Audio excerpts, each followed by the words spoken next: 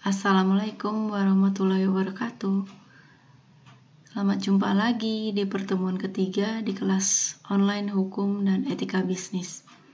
Hari ini kita akan membahas di pembidangan hukum kebendaan.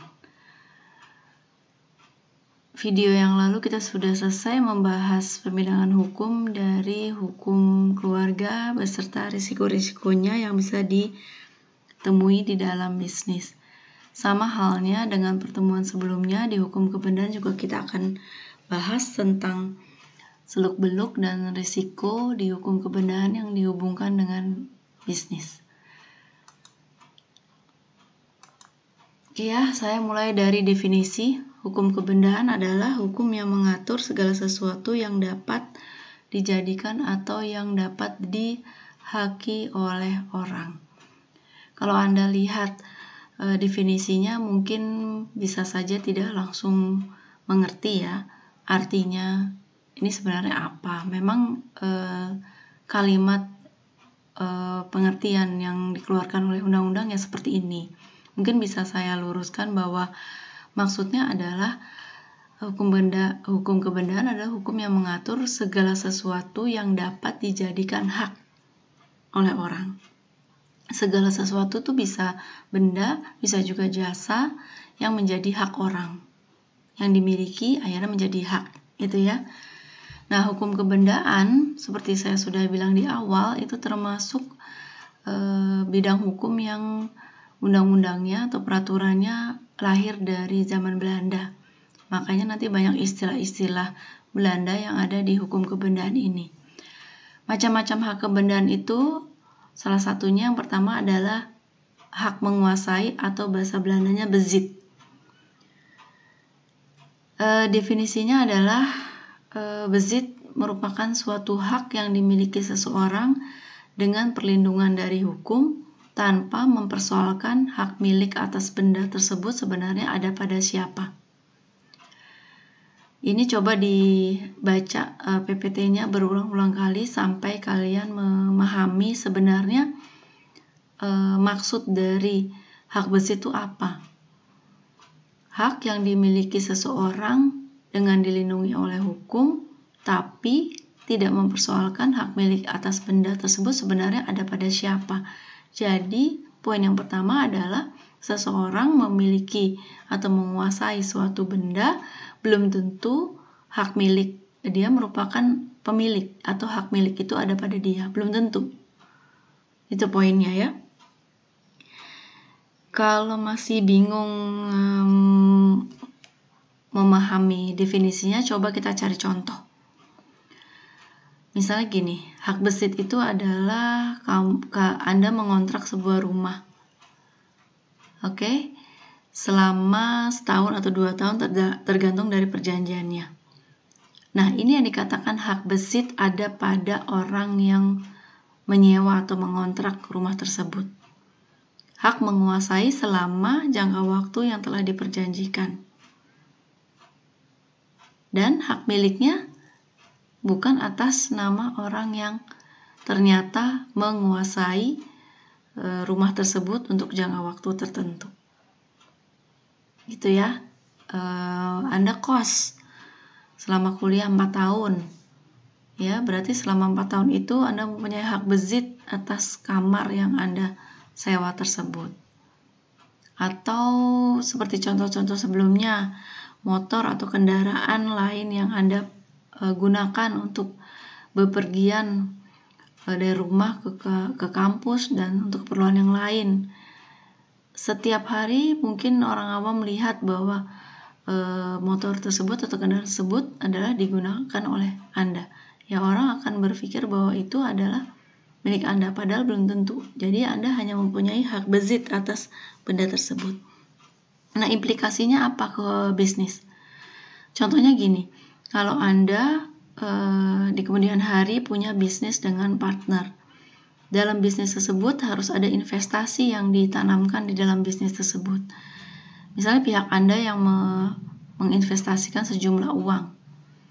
Nah, untuk menjamin bahwa uang Anda akan berbalik dengan keuntungan yang diperjanjikan, mungkin Anda akan minta suatu jaminan. jaminan yang biasa umum diberikan dalam suatu bisnis biasanya berupa surat ya, sertifikat. Nah, persoalannya adalah apakah sertifikat itu hanya dikuasai oleh partner Anda ataukah benar-benar menjadi hak milik dari partner Anda. Dan itu harus dicari tahu informasinya sampai jelas baru Anda bisa menerima jaminan tersebut. Kalau dia hanya mempunyai hak besit atas tanah dan misal ada bangunan dari sertifikat itu, ya tentu nggak kuat ya untuk dijadikan jaminan. Oke, yang kedua, hak kebendaan yang kedua adalah eigendom atau hak milik. Eigendom adalah hak yang paling sempurna atas suatu benda. Orang yang memiliki atau memiliki benda tersebut dapat berbuat apa saja terhadap benda tersebut asal tidak melanggar undang-undang. Berbuat apa saja itu misalnya mau dijual, mau dihibahkan atau dikasih, mau dipinjamkan atau mau disewakan ya, itu selama peruntukannya tidak melanggar undang-undang itu diperbolehkan. Dan ini tidak ada jangka waktunya, istilahnya sempurna itu sepanjang hidup orang tersebut yang mempunyai hak milik atas benda tersebut, dia menjadi pemilik yang sah ya, asal didapatkan dengan persyaratan-persyaratan yang dipenuhi untuk menjadi sah. Nah, yang berikutnya adalah obstal. Obstal adalah suatu hak untuk memiliki bangunan-bangunan atau tanaman-tanaman di atas tanah orang lain. Di kita, di Indonesia dikenal dengan HGB atau hak guna bangunan. Kalau Anda cermati kalimat definisi obstal, kita bisa bayangkan seseorang tersebut mempunyai hak atau memiliki bangunan atau tanaman-tanaman ya di atas tanah milik orang lain. Jadi bisa diilustrasikan bahwa kita punya bangunan tapi tanahnya punya orang lain. Yaitulah hak guna bangunan. Saya sebelum ke hak kebendaan yang lain, saya mau fokus ke obstal ini dulu ya. Contohnya ini. Ada apartemen, ada ruko, rumah toko, dan rumah real estate. Coba kita bahas yang pertama ya, apartemen.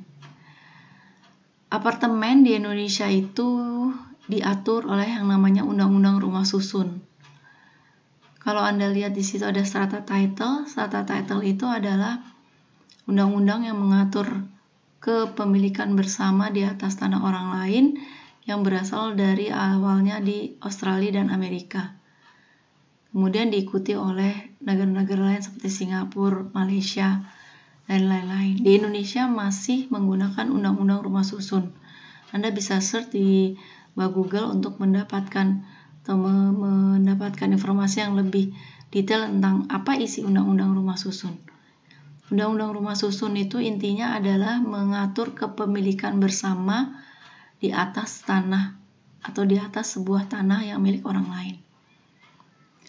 Nah, kalau Anda mau investasi atau membeli tempat tinggal berupa apartemen, itu bisa-bisa saja ya. Cuma masalahnya nanti sertifikat yang dimiliki adalah HGB tadi, tidak bisa dimiliki dengan hak milik atau eigendom. Dan di Indonesia diatur oleh Undang-Undang Rumah Susun bahwa kepemilikan unit di apartemen tersebut itu hanya dapat dimiliki antara 25 sampai 30 tahun. Untuk informasi aja, contoh di Singapura mereka mengatur di strata title-nya bisa dimiliki selama 99 tahun. Kalau sudah masa waktunya sampai di 25 atau 30 tahun, tentu harus ada perpanjangan dan ada biaya untuk perpanjangan tersebut. Seperti itu ya. Nah, kenapa pertanyaannya mungkin terbersit di benak Anda, kenapa apartemen tidak bisa dimiliki sepanjang hidup seperti eigendom atau hak milik? Itu banyak diminati oleh orang. Kan sekarang lagi banyak pembangunan apartemen dan kebanyakan 80% tuh sold out gitu ya. Kemungkinan besar pertimbangan orang membeli apartemen adalah dibandingkan dengan homeland dengan di lokasi yang sama, itu harganya pasti lebih murah di apartemen. Lokasinya sama ya.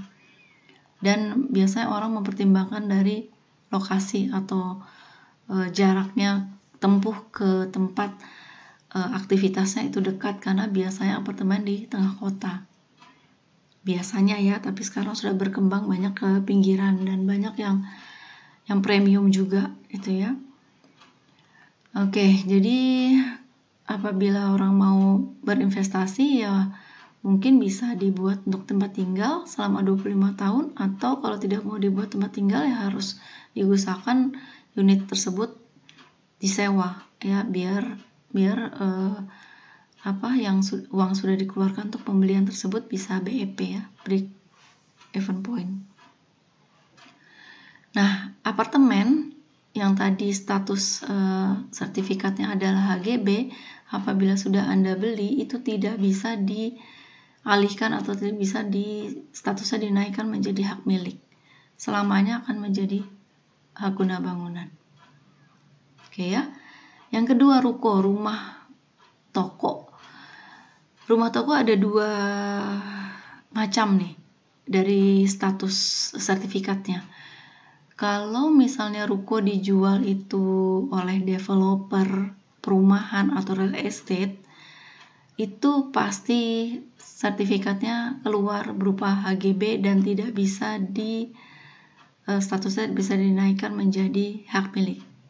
Tidak bisa, karena izin dari badan usaha yang bergerak di perumahan real estate itu hanya bisa mengeluarkan HGB.